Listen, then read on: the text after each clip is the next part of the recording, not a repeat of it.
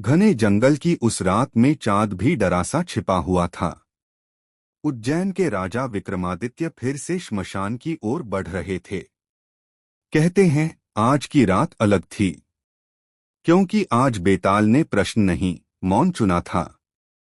वटवृक्ष से लटका हुआ शव अजीब तरह से चमक रहा था।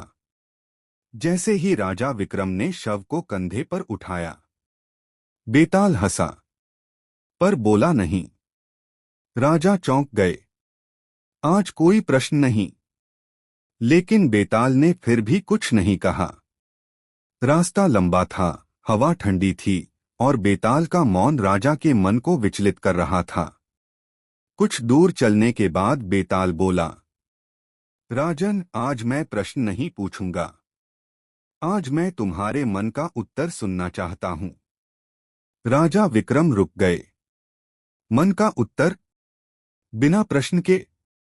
बेताल बोला, मान लो एक राज्य है जहां सत्य बोलने वालों को दंड मिलता है और झूठ बोलने वालों को सम्मान।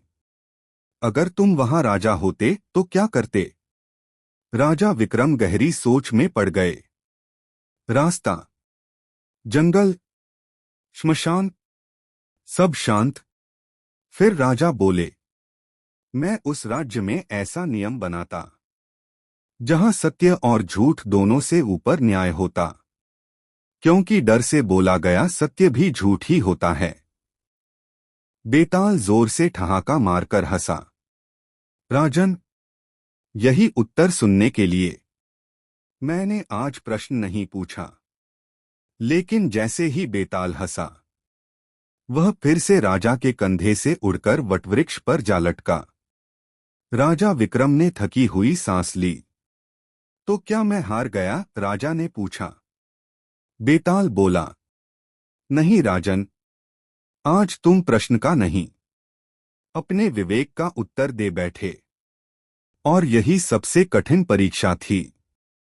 कहते हैं उस रात के बाद बेताल ने कभी वैसा प्रश्न नहीं पूछा, और राजा विक्रम पहले से भी अधिक बुद्धिमान हो गए।